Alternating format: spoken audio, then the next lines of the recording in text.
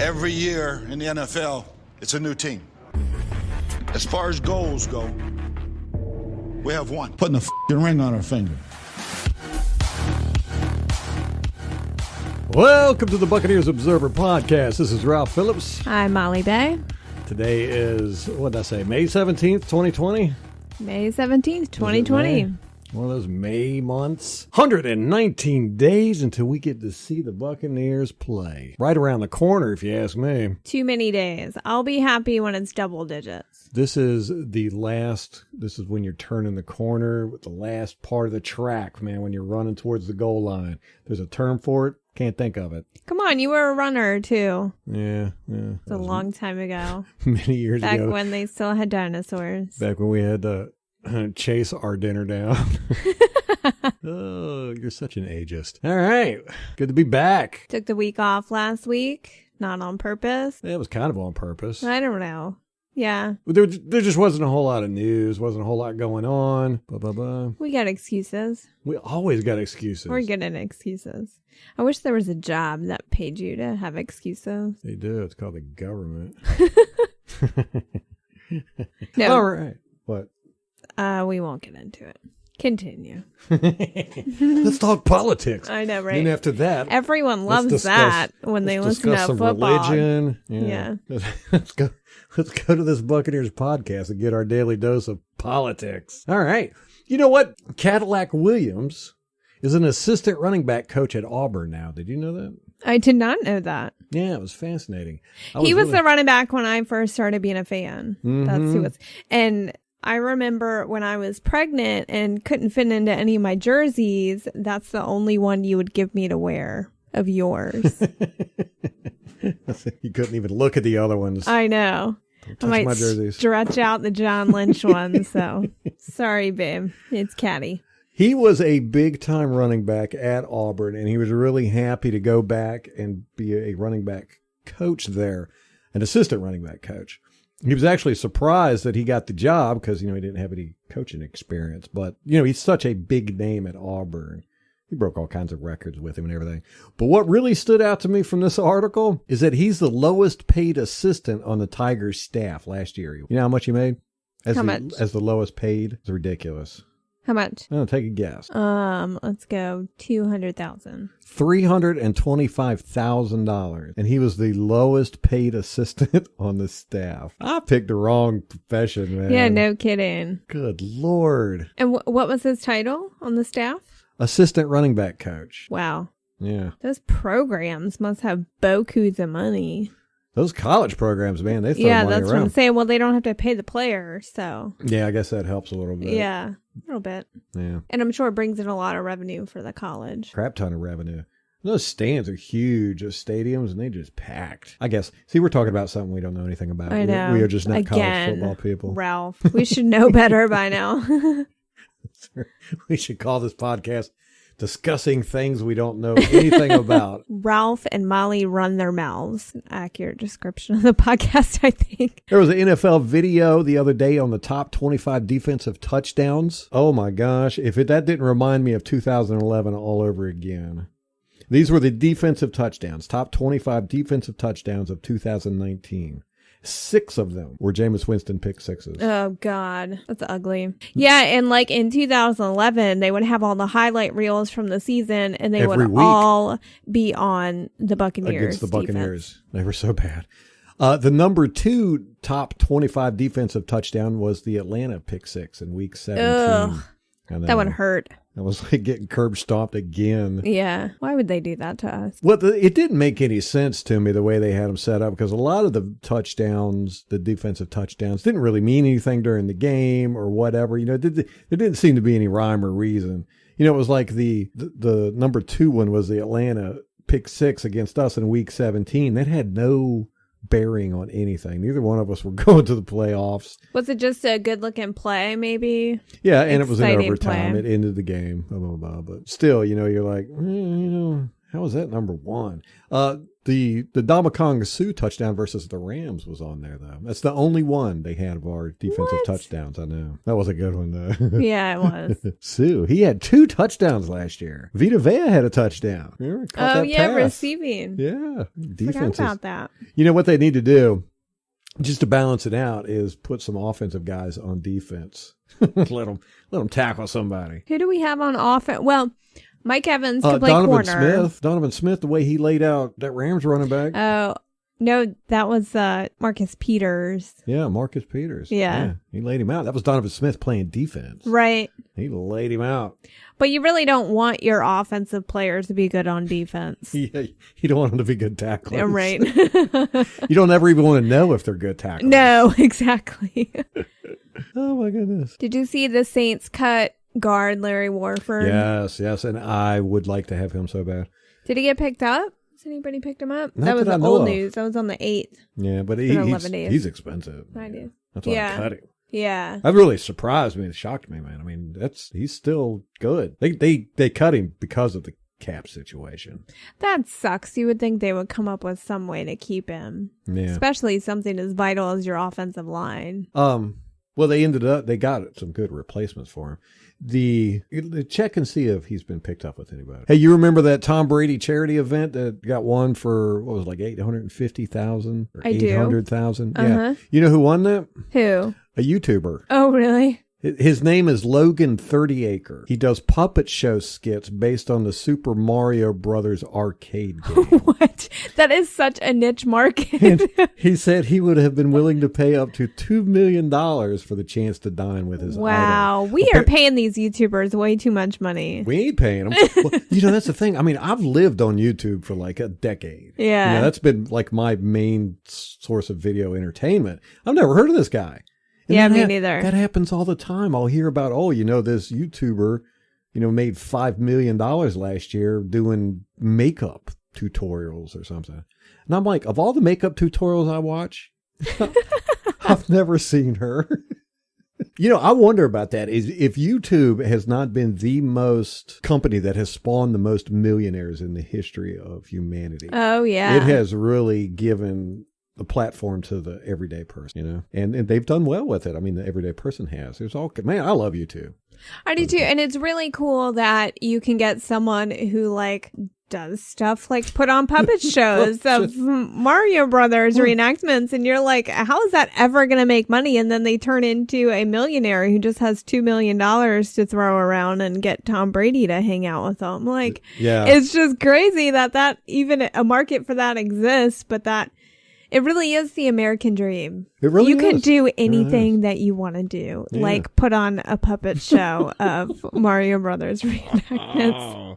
Yeah, I don't know how beneficial to society YouTube is, but it's very entertaining. And that's not true either, because I have learned a lot from YouTube. I watch more like instructional and how-to stuff. It's like anything breaks on my car. First place I go now is YouTube, because not only do you get instructions, you get the actual visual of how to work on it, which is always beneficial.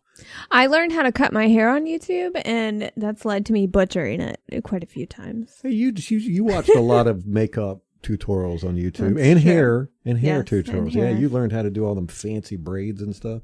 Fancy braids. I think YouTube is awesome, but Logan 30acre is apparently a huge Tom Brady fan. Apparently his house is a shrine to Tom Brady. Oh, that's so creepy. That's a little creepy. I don't know if I'd let that guy within 10 feet of me. We're going to have to coupled keep an eye with on the Logan. puppet show aspect of this whole thing. I'm not really sure how I feel about this. Oh my gosh. I hope he brings his puppets. Hey, maybe he'll do a thing at halftime during one of the Bucs games or something. Maybe they'll bring him in to do motivational speeches for the team. Have you ever been to a Renaissance era, Renaissance fair or something where they're doing the little weird puppet shows? They're always so weird. Yes, with you. Yeah. We went. It's just, I don't know. Let's stop talking about the puppets because they're creeping me out. Yeah. I was watching videos with Baby the other day, our daughter, and she's big into Elf on the Shelf. She's had this Elf on the Shelf for 2 years, and We can't put it away. Yeah, you're not supposed to touch the elf on the shelf, right? We put She it up disregarded that rule immediately. She just like grabbed it and carries it around with her all the time. It's really cute. She sleeps with it. I mean, not all the time. It's like one of her rotating things. She'll be with it for like a couple of weeks and then, put it in the oven for a month. It makes her mad or something. She'll also like tie it to a chair with her hair ties. She puts it in a little Barbie chair. She loves putting things in jail. And it's crazy. But she's wanting to watch Elf on the Shelf videos on YouTube, right? So we go and we search for them. There's a whole bunch of them. And there's one that was a shark. It was a shark and Elf on the Shelf. She just saw the thumbnail and she was like, "Ooh, I want to watch that." So we did. And it's a dude that's got a hand puppet that's a shark. And he's got millions of views. That one was so weird, too, because they ended up putting Cheese Whiz all in the shark's mouth, and it just got everywhere. And then there were some weird baby sharks with Yeah, it's very strange. It's a rabbit hole. YouTube is definitely a rabbit hole. You just go down the rabbit hole. As we just did with this conversation. Oh, my goodness. Hey, before we go any further, let's pay some bills real quick. Okay, back to some Buccaneers football. Demar Dotson is a free agent. We had talked about this quite extensively on the podcast. If you're not familiar, Demar Dotson has been our left tackle. He was the longest... Right tackle. Our right tackle. He was the longest tenured Buccaneer. He played, with us, 11 years, 12 years? And he's got a real great backstory. There's an article on pewterreport.com about Demar Dotson. It's a great, great article. It was kind of a tribute to him by Mark Cook. Yes. There was a lot of good information in there I didn't know about. Like, I didn't know that he came to the team. He had not played football in college. He played basketball. I think you do that. Well, I think we had talked about that because remember when you were a fan, he wasn't a starter. The announcers never talk about that. How would I ever know that? Because they love talking about the former basketball players. Anybody that has played a former sport, they got to bring that up. But they never did with Demar Dotson. He still wants to play. And me and you have talked about this, that how the fan base and the media just kind of, he's non-existent anymore. We drafted Tristan Wirf, and now Demar Dotson is just a non-factor. I mean, he was with the team for 11, 12 years. And, he was a starter for us for 9, and he's done well. Even he was a great Buccaneer, and he's just gone now, and we're like... No fanfare, just like Vincent Jackson. Vincent Jackson, same way. It's very strange to me. But Mark Cook did do a write-up on it. It was an excellent article. If you get a chance, go read it. But apparently, Dotson still wants to play. And he wants to be a starter. Yes. He's gotten offers from other teams, but he said it wasn't the right. I think everyone just wants him to be a backup. Yeah, so we probably do too. Yeah. And he just doesn't want to do that, but he hasn't decided to not play for the Buccaneers yet. I think that if he doesn't get a starting job, he's just going to retire. That's kind of the sense I got from the article. Yeah. And Jason Light said, when asked about it, whether Demar Dotson was coming back or if they were going to offer him a contract or anything, he said, you never know. So Demar Dotson's still out there. Because we had talked about it on the podcast, and we didn't know if he was retiring or anything because we just hadn't heard anything. Yeah. So now we know Dotson is still wanting to play. He's still out there looking for a starting job. If he doesn't get it, he's probably going to retire. The Buccaneers might offer him something as a backup, and he might take that. Don't know. But it's still a possibility he could stay with the Buccaneers. I'd be a little sad if he didn't retire as a Buccaneer. Yeah. Like if he did go to another team. I never felt like Dotson got the love he deserved. I think that happens for a lot of offensive linemen. Yeah, definitely. The underrated guys. Ticket prices for the Buccaneers have increased 135%. While the Patriots have dropped 30%. Really? Yeah. The Tom Brady effect. Patriots have the biggest drop in price of the whole league, while the Raiders have the biggest increase. You know how much their ticket prices have increased? How much? 527%. The Raiders? The Raiders. That's what happens when you go to Vegas, baby. Well, I don't know how you can do that after you move stadiums. I mean, you're still trying to build a fan. I get that you probably need to pay for the stadium, but you're still trying to build the fan base in that area. Well, their tickets aren't that expensive, though. So, I mean, this is kind of that's how you could, with statistics, you can really manipulate stuff. The Patriots still have the 12th most expensive tickets on the secondary market at $433 per seat. I mean, it's not like they dropped to the bottom of the tickets. Right. Prices. They just had a 39% decrease in their ticket. We got a 135% increase, And we're selling tickets at $485 on the secondary market. That's the average. But the Raiders had a 527% increase, but they might have been selling their tickets for $5 a whop. Right. They were giving them away. The Bears had the second largest decline with 22%. Don't know what's going on there. They mad. They do not like that Trubisky. And who'd they get? Foles? Did they? I can't keep track of Nick Foles. He just bounces so much. And he's so blah. There's not, it's just like, I get confused. Someone commented on one of our YouTube videos. I guess we went on this tangent about Foles before and said he's actually a really good quarterback, which I don't doubt.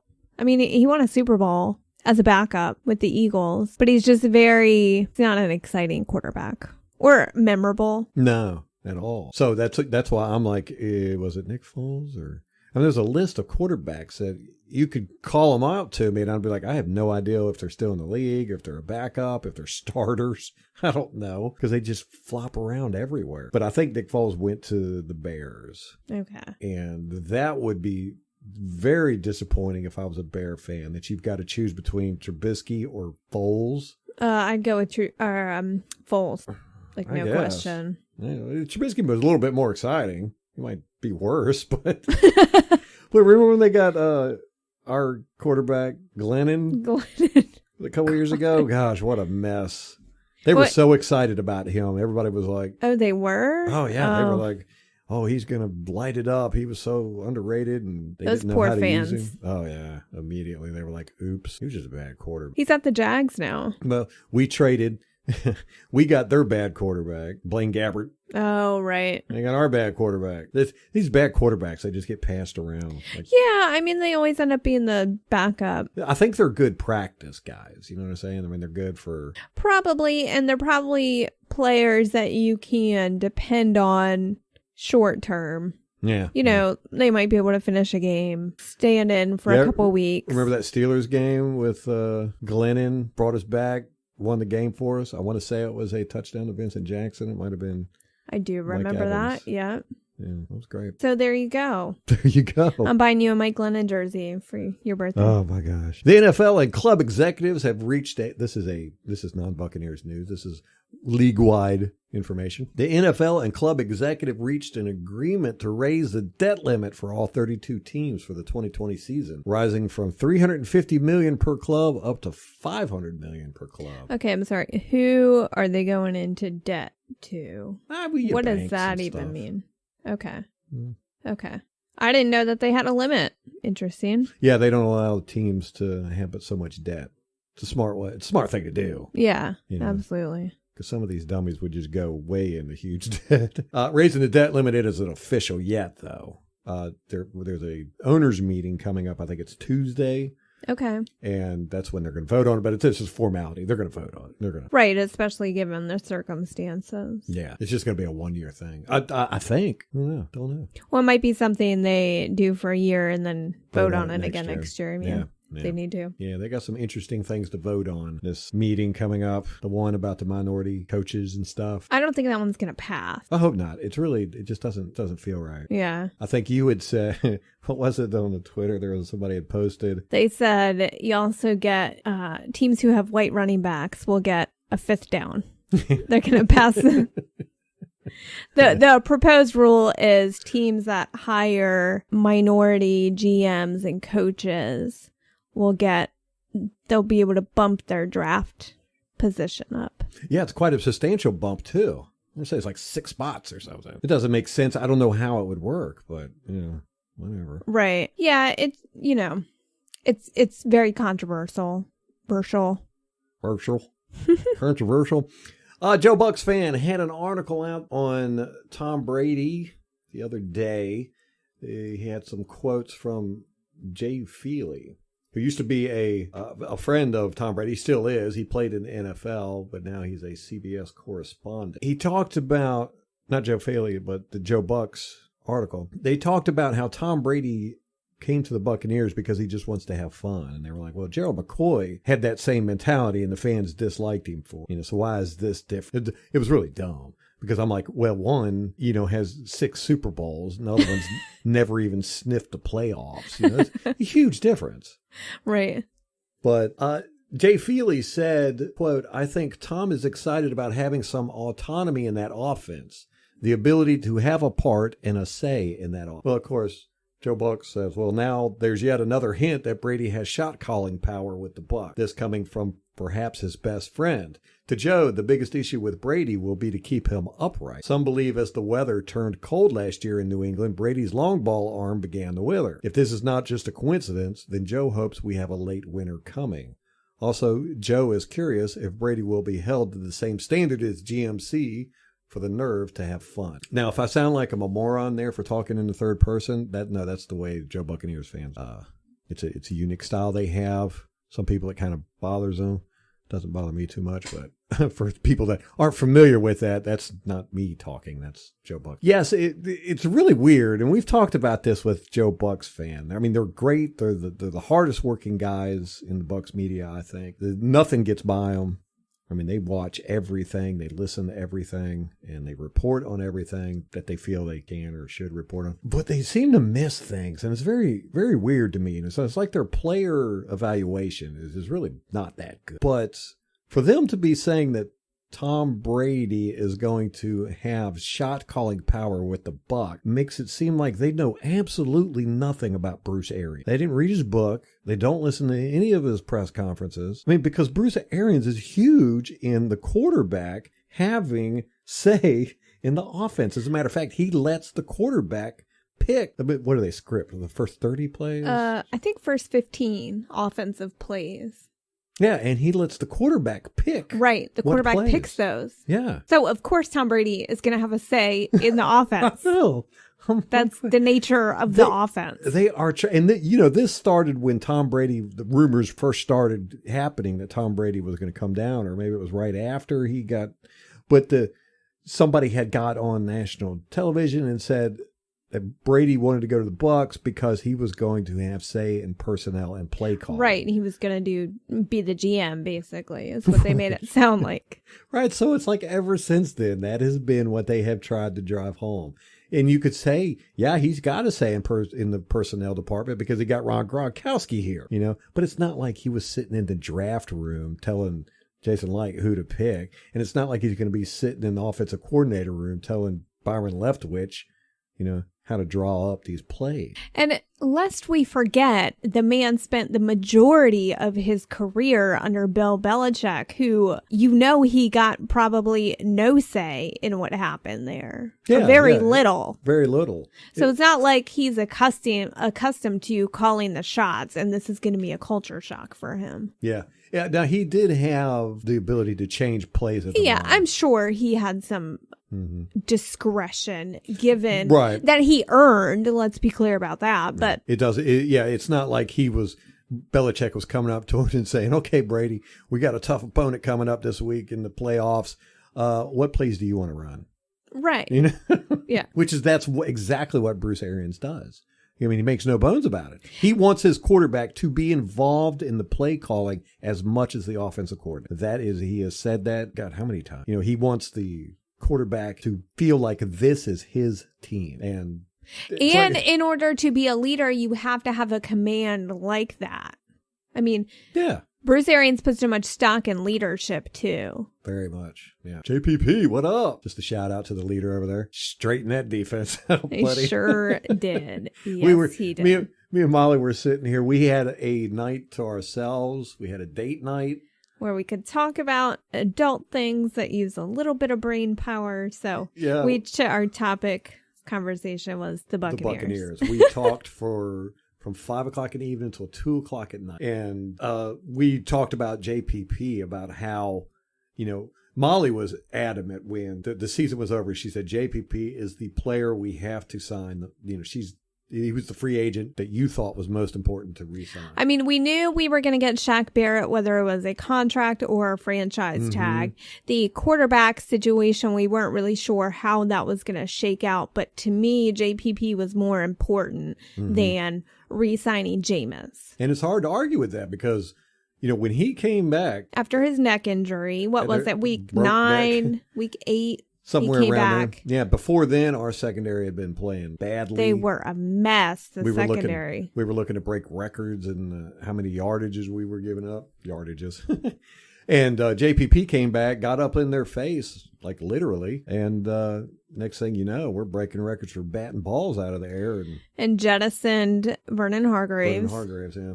Who JPP reportedly chewed out.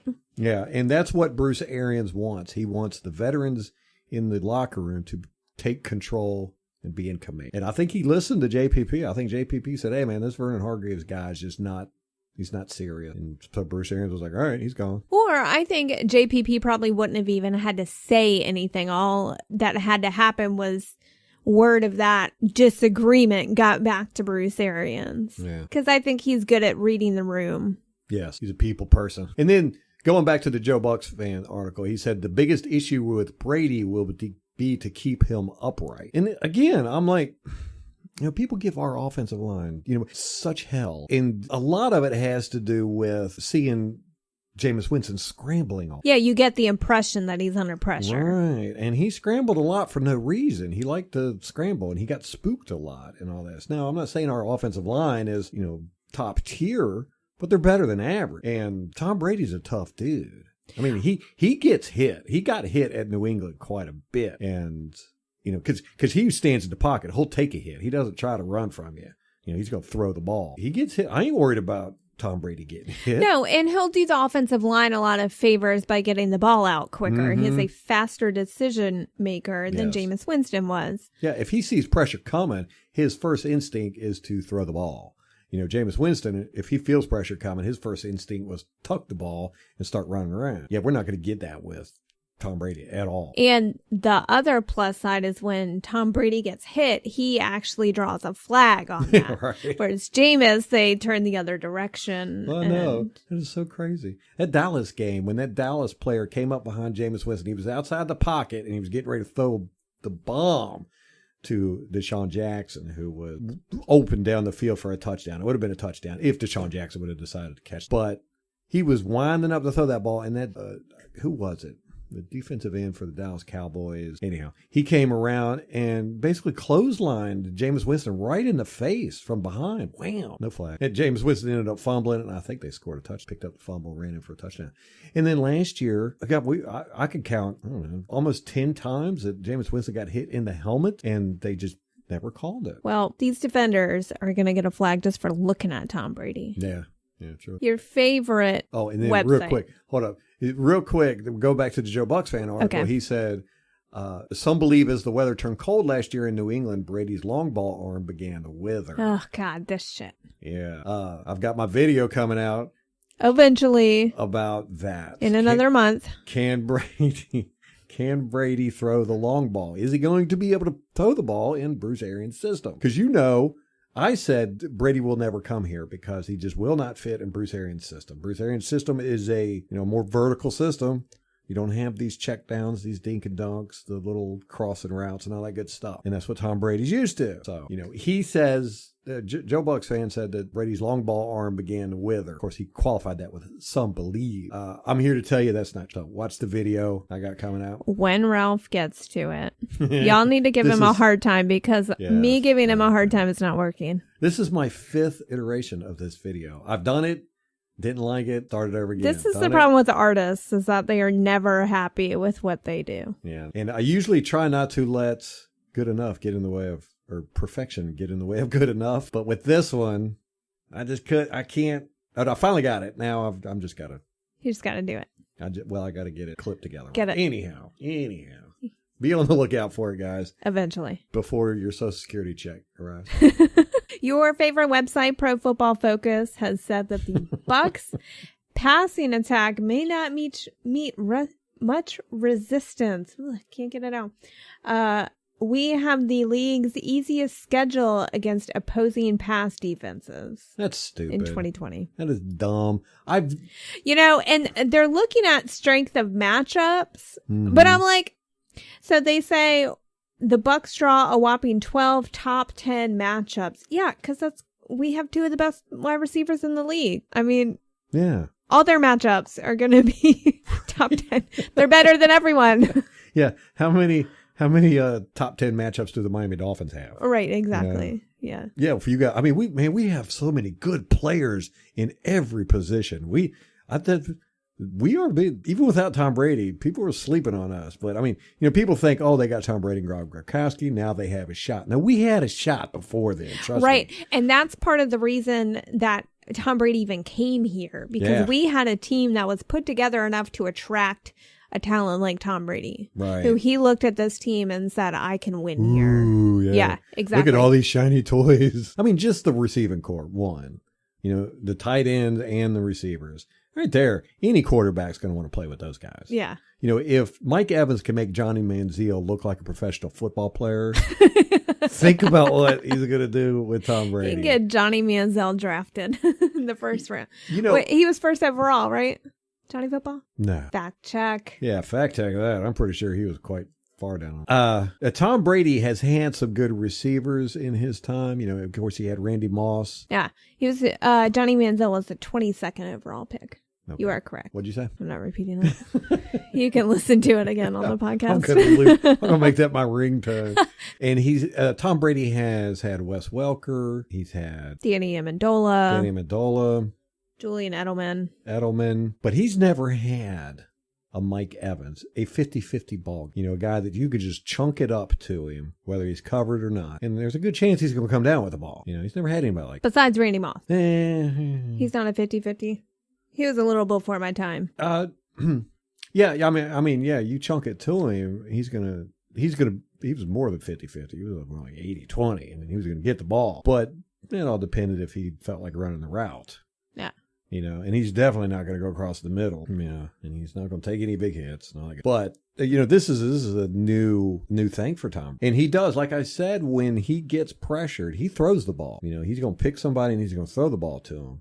It's usually going to be one of the underneath guys. But he's going to have Mike Evans now to throw to when he's when he throws his hand up, you better throw it to him. Yeah, I hope Tom Brady learns that first day in the room. Yeah. I'll throw my hand up. Just throw me the ball. And, then, of course, there's Chris Godwin, who's just tough as nails. He's going to be getting all these over the middle passes. I tell you what, it's going to be fantastic. I don't think there's nobody. I can't think of a defense that could even come close to stopping us. They couldn't last year. Nobody stopped us. Nobody could stop. Now we're going to have Tom Brady and Rob Gronkowski. Oh, it's just crazy. I tell you, as Buccaneers fan, this is, if you've been a Buccaneers fan for, I don't care how long, 2 days or 2 decades. This is something to cherish and remember for the rest of your life, because this is the best feeling of hope and the best team we've ever had. And even if you're here just for Tom Brady, you are in for such a treat, because the rest of the team, awesome. I mean, if we forget about the offense, you look at the defense, and we have so many special guys there. We have Shaq Barrett, Sue, Vita. Yeah. If you're a new fan or you just listen to this because of Tom Brady or whatever, you don't know most of these guys because the Buccaneers are not a big national media. We don't get the attention, but we have some, if not the best players at some of our positions. Shaq Barrett, best defensive end out, bar none. You'll get a chance to watch him, and you'll get the chance to see him mic'd up. He's awesome. He's entertaining. He's great. We got Devin White, great personality, great football player. He was our number 1 draft pick last year, not 2020, last season. Loves horses, a country boy, tough as nails. We got Levante David. You might totally underrated. Totally we might underrated. Actually hear about him this year now that Luke Kuechly is out of the league. Mm-hmm. He's always been overshadowed by him. Yeah. But he's of that caliber. Yes. And then, of course, you got Dominic Sue, and then you got big boy Vita Vea. Probably one of the funnest football players to watch. That guy is just entertaining as hell. On the field and off the field. But on the field, man, he it's like he's out there. You ever seen a kid in like a room full of stuffed animals, just like throwing them around and yanking them by the arms and beating them on the ground and stuff? That's how he plays. I do love every game watching him ragdoll people. Yeah. Like at least once a game. Once a game, he'll just like grab them and shake them. Yeah. And then toss them to the side. And Christian McCaffrey, he loves laying on Christian McCaffrey. Oh my gosh. He destroyed Christian McCaffrey that first game. Yeah. We played the Panthers last year. That was awesome. That's why Christian McCaffrey couldn't make it in the end zone. I mean, Vernon Hargreaves was able to stop him, because I'm telling you, Christian McCaffrey was just dead tired. Having Vita Vea land on him All those times. That was great. That was good football right there. So yeah, we got a lot of characters, a lot of great players, got a lot of great coaches. This is an awesome football. Be excited. I've been a little reserved up until now because it wasn't clear whether we were going to have a season or not. Yeah. You know, and now we're getting a little more certainty, especially with the governor of Florida saying any professional sports teams, if you're not allowed to play in your state, please come to our state. So he basically forced everybody's hand at that point. You know, somebody in Michigan or Ohio or whatever, one of those governors could say, no, we're going to close up. You know, teams can't practice. So that's going to hold up the whole NFL, you know, because, you know, if one team can't practice, none of them can practice. But now that Florida's saying, no, you can come down here and practice. There's nothing that can stop a team from saying, hey, we're going to go down here and practice. Let's start the season. You know, we go to Florida and practice, get some sun. When it's time for the season to start, we'll come up and play, whatever. And even they don't have to play in their own stadiums. I don't guess. Right, exactly. And I think that was kind of the owner his will point. take them wherever they want. Yeah. You know, I mean, it is up to the owner. But yeah, so I think we're on. And I'm a little reserved this season too, because I just feel like all the pieces are falling into place and I'm a little I don't know if it's like kind of too perfect. And I don't know if shell shocked is the right word, but I'm like, is this really happening? Like, are we gonna, because there's so many times where we've been burned pretty much every season. Well, we like to stay optimistic. Yeah, we're always conducting the hype train. Oh, yeah. Yeah, we are the masters of the hype train. And when you get the expectations that far up, and we've got our expectations on Super Bowl. I ain't gonna lie to you. I'm expecting us to win. I want us to be the first NFL team to ever have home field advantage. See, I don't like saying we're going to win the Super Bowl because I feel like the Super Bowl is such a different beast and you never really know until you get there how the players are going to react, how that's going to go. You do have the power of positive thinking. Man. If we go to the Super Bowl, we better win it. I'd rather not make it than go there and lose. So we've been staying positive with all this, and we've got such high expectations. It is actually kind of scary. You know, basically the whole world, definitely the whole football world, is going to have their eyes on us. They all already are. And I have I've watched 2 clips from professional media, and all they could talk about was how the Buccaneers are cheating. And I'm like, so this is what it feels like to be a Patriots fan. They are trying so hard. With the Rob Gronkowski saying he had the playbook a month ago, that thing. And then Bruce Arians, you know, the tampering when he said he'd like to have Tom Brady. At was it the Combine? Yeah, it was the Combine. So we do have the attention of the national media, and unfortunately that also brings some of the negative attention. And then Tom Brady going to Byron Leftwich's house. Right.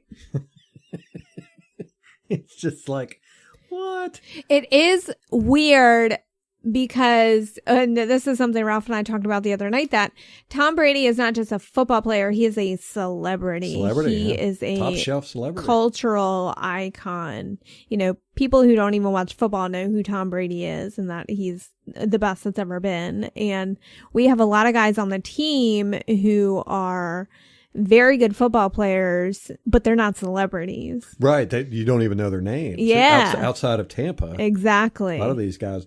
So I'm interested to see how that goes. I don't think there will be any jealousy or anything like that, but it's, you know, just another factor that you kind of have to account for.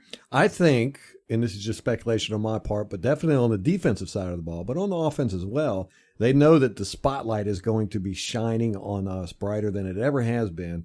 And now is going to be their time to shine. Yeah. And I hope that they can take that opportunity. This is one of the criticisms of Jameis, which I'm not sure that he ever could have overcome, is that he does not handle the spotlight well. And it's like when he has that pressure, he chokes, you know, whether it's to win a game or to have the best season of his career so that he can get a contract. You know, he doesn't handle that spotlight well. And I do feel like it kind of trickled down to the rest of the team. And that's kind of been our MO for years since he's been here, is that it's always Bucs beating Bucs. We've always done that to ourselves. And I'm not necessarily blaming Jameis, but I do think that there's probably a little correlation there. Good point. So now, you know, you're led by a player who doesn't make those mistakes and who expects to go to the Super Bowl and win it every year. Exactly. So it's who has played under the limelight since his first season. And I think a lot of the other guys here, like you have Shaq Barrett, you have Sue, you have, you know, JPP, who have all been to Super Bowls or they've gotten far in the playoffs and they know how to win and they've experienced winning. You know, and so I think that's really important to bring that to the team. Yeah, definitely. And we need somebody like JPP and Sue, both, who have played at that top level and know how to calm everybody else down. Yeah, exactly. Get their head right when we get there. Yeah, be a presence. Yeah. Speaking of getting there, ESPN is not going to have Booger McFarland and Joe Tessitore back for Monday Night Football. Really? Yeah. Who's doing it? We don't know yet. Oh, they don't know either. Is that the one that... They said it's going to be internal, though. They're not going out. I don't think they're going to go out and get like a celebrity or anything. Didn't they try to get Peyton Manning and he turned it down? Yeah. They can't get anybody to do it. Monday Night Football is just not as prestigious as it used to be. You know, back when you didn't have direct TV or, you know, Sunday ticket, you could watch your game. And you didn't have Thursday night games. You know, it was basically the 1 o'clock game, 4 o'clock game, and Monday Night Football. That was it. That's all the football you got all week. And Monday Night Football was a big thing, you know, because you get together with your friends Monday night. And, you know, it's just not that, because you got so much football now. You've got direct TV where you can watch any game you want at 1 o'clock and any game you want at 4 o'clock. And then you got Game Pass where you can watch games all week long if you want. And you got Monday night games. You got Thursday night games. It's been diluted a little bit. And they haven't had a big name, a play caller on Monday Night Football. I think John Gruden, but you know, he was kind of great at it. Oh, he was annoying. They all annoy me, basically. Too friendly. Yeah. He loved all the quarterbacks. He loved all the players. Yeah. Loved everybody. This guy's great. He's awesome. I know. Well, also, you know, cable subscriptions have gone down too. Nobody has cable. We don't have cable. No, we don't have cable. Oh, it was less than cable since. You know how you know someone doesn't have cable? Don't worry. They'll tell you. But Monday Night Football does have implications for fantasy. It's all the fantasy people, I think. Yeah. I mean, it's still watched heavily. It's good. Right. Good, it just doesn't have the draw. Yeah, the prestige that it used to have. Because that used to be the only primetime game. It was Monday Night Football. They didn't have Sunday Night Footballs. It was 1 o'clock, 4 o'clock, and then Monday Night Football. Then they started having Sunday night games, Thursday night games. I wish they'd get Chris Collinsworth off of Sunday Night Football. We like it because we get to rag on him the whole time. Try to listen to Chris Collinsworth without hearing some homoerotic double entendres. We're still going to do that one day. Put together a clip of all this. I want to call it Sexy Chris Collinsworth. You got to come up with a porn name for it. I know, right? All right. You got anything else? Hold on. Let me look through my bookmarks. Better check. You're going to overuse that one, I can tell. Oh, Patrick Omema, our former offensive lineman, re-signed with the Saints, per Greg Auman. Our Bucs-Titans preseason game is officially set for August 29th at 6 p.m. Oh, okay. Nice. So we got that one nailed down. Wait, that's the first preseason game? Or did you say the Titans? Yeah, the Titans game. Okay. On August 29th. I don't know what week of preseason that is. I would Seems imagine like two. It's, 2 or 3. Per Greg Auman, the Bucs have 6 of the current top 10 best-selling jerseys in the NFL. Nice. Who are they? 4 different Tom Brady's and 2 from Gronkowski. That's sad. That's sad. I know. You know, Shaq Barrett has to be so mad because he was like our biggest free agent this off season that we kind of that the fan base was so pumped about and excited for. Yeah, now you don't hear a word about him. No, Tom Brady has just completely stolen his thunder. Sucked all the attention. But, you know, offense and defense, they always have that competition. And yeah, it's good. I think it's going to be really good, especially for the guys that we mentioned earlier who know how to win and who have been winners in the past. I think they will definitely have a chip on their shoulder and they'll want to be the unit that's talked about on the Buccaneers. So they'll definitely have that motivation. Sean Murphy Bunting said that there will be a competition among the defense to see who can intercept Tom Brady first in practice. Nice. That was per Rick Stroud. Yeah, he said that that's their focus this year is to get interceptions, right? Yeah, because remember last season, Towards the end of the season, they were just always there. Yeah, but they were batting balls down left. What was right. that stat? We had more interceptions dropped than some teams had altogether. All season. Yeah. Yeah, and I think Jamal Dean, he had, I want to say 15 pass defenses in 3 games. That's more than most cornerbacks get all season. I know. And Jamel, he came in late in the season. I mean, he didn't start initially. Had a disastrous first game against the Saints. It was bad. And then after that, he started balling. He was balling. I'm balling. So I'm excited to see that. I am excited to see the secondary have a complete season. Hopefully, yeah. You know, where they Hopefully play well from the start. Hopefully we won't have to cut anybody. There won't be any serious injuries. Yeah, I'm most worried about injuries, not really character issues. Yeah. I'm not worried about Justin Evans. I think we can do without him. I'm curious to see what happens with him. Mm-hmm. Whether he can come back from that. I think it was Achilles. He had surgery in the off season. And then, you know, we just got to see about his recovery and if he can stay healthy. Because what was it last off season? It was the toe and then it was the Achilles. You know, it's just always something with him. So, I mean, he's not one of this coaching staff's guys. Right. Like he was here from Dirk Cutter and Mike Smith. Mm-hmm. So there ain't going to be no love lost if they got to cut him. Mm-hmm.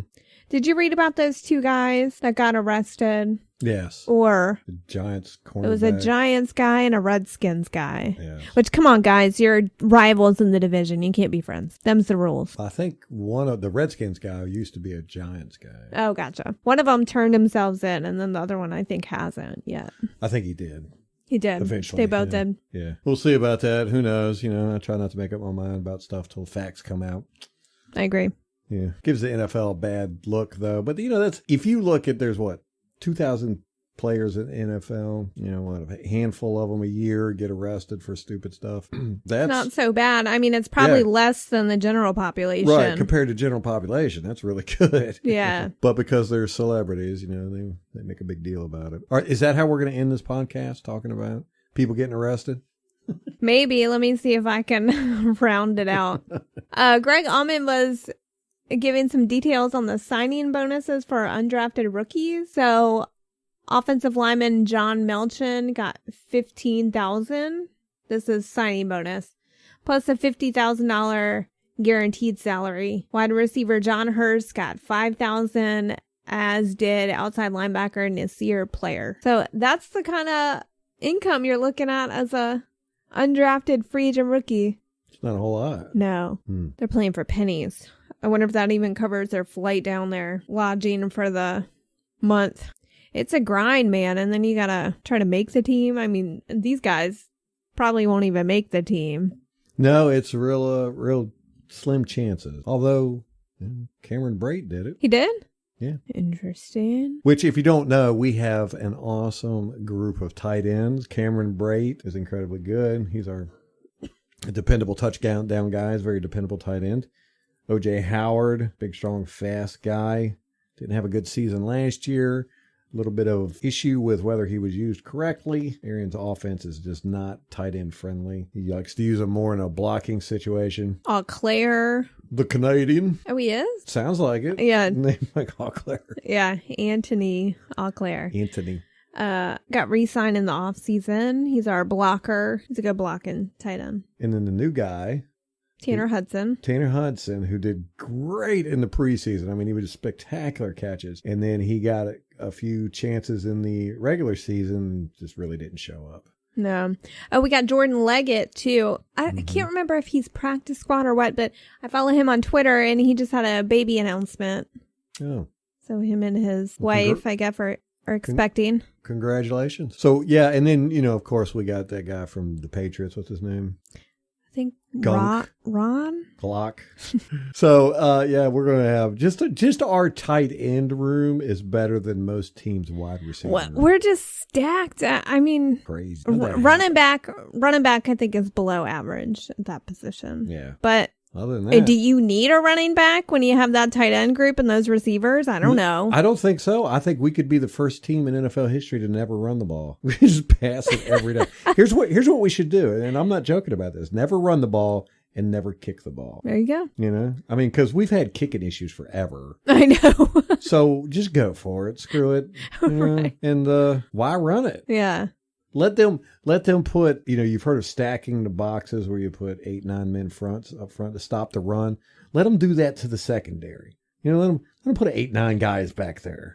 And here's the thing, the NFL today, there are no shutdown corners really. There's these elite defensive backs. Yeah, so let's see if they can stop Mike Evans, Chris Godwin, Rob Gronkowski, O.J. Howard, Cameron Brate. Just put those 5 guys out there on the field. Let them go long every play. Tom Brady throw it with 9 defenders back there. Let's see what happens. That would make for some entertaining football. It would. The first NFL team to never run it or kick it. Screw it. Let's never punt it either. Yeah. Why would you punt it? Yeah, that would save us roster spots. Do you even have anybody? Do you have special teams? Do you field the special teams unit? Yeah, you wouldn't have to have special teams. Yeah, at all. Except for the returners, yeah. But those usually double as running backs or receivers anyway.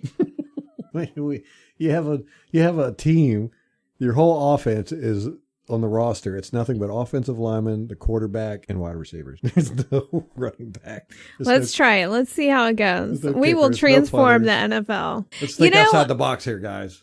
Running backs are really on the decline. I mean, you didn't see any drafted that high this year. You don't see them. I mean, the ones that do get paid, they're getting, look at Todd Gurley, got this massive contract next year. He's jettisoned to the, Well, massive contract for running backs is like $10 million, $12 million. And I think that it's very rare that running backs get picked in the first round anymore, even. But then again, look at what Derrick Henry did. Yeah. Well, it's those big bruising backs that are, I think, going to make a comeback. Yeah, well, the NFL is cyclical. You'll have, maybe just because of Tennessee's success last year, the teams will start doing that, getting the bigger backs that can run the edges and stuff. Here's what's weird is that the NFL, I mean, it used to have the shutdown corners and then the passing game, they kind of changed the rules. So then the passing game was so dominant. Yeah. And you would think that the shutdown corners would be making a comeback. There would have been someone that has figured something out to deal with those receivers, but nobody has. Yeah. Somebody will come along. Something will come along. It's always... The interesting thing about the NFL is it just is constantly evolving and forming into new stuff. Different players rising up, players falling. Speaking of rising up, Buccaneers are going to win the Super Bowl in Tampa Stadium. How awesome is that going to be? That is going to be so awesome. That city is going to go crazy. They should. Yeah. Well deserved. I know. We've been slugging through. 10 years. And I know that Bucs fans who have been here for a long time kind of, I don't want to say resent the bandwagoners, but they kind of side-eyed the bandwagoners a little bit. Fans are always good for an organization. It's great that we have more fans. Right. We need them desperately. We need them.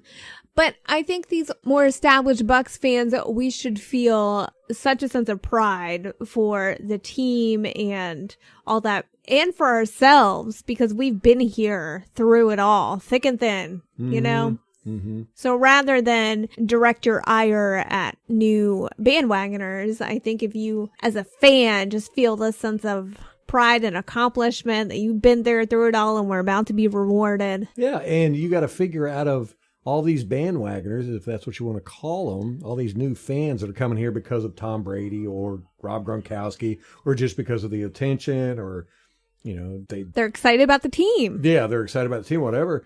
A lot of these guys are going to stay and be Buccaneer fans forever, large portion of them anyhow. Yeah. So it's never a bad thing. Never a bad thing. I love it. Like you said, every time we go out in public, we're always wearing Buccaneers gear, and we get comments all the time now about, how about that Tom Brady? Or the question that gets me that I'm always befuddled by is, are you excited about Tom Brady being y'all's quarterback?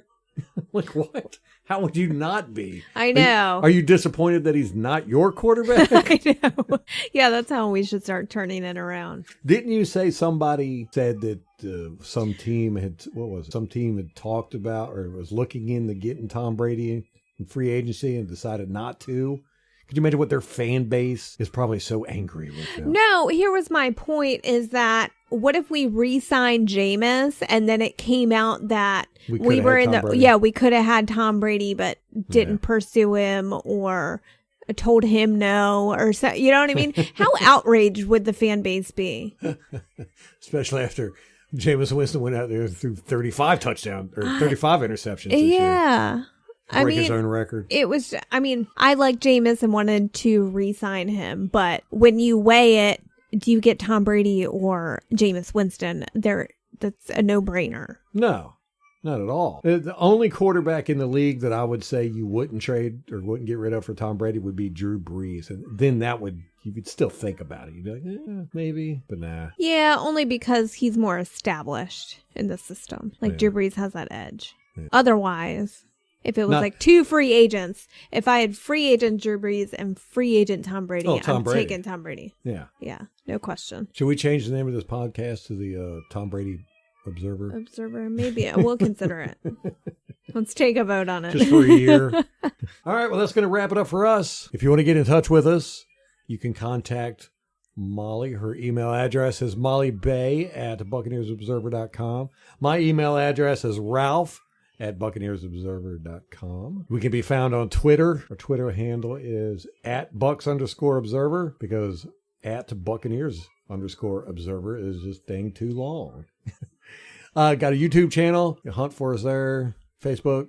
Got something there. And if you want to leave us a voicemail, look at a link in the description. You just click on that link. Do a recording straight from your computer, your cell phone, your laptop, whatever you're using. We haven't quite got to where we can accept smoke signals yet, but we're working on it. But until then, go Bucs.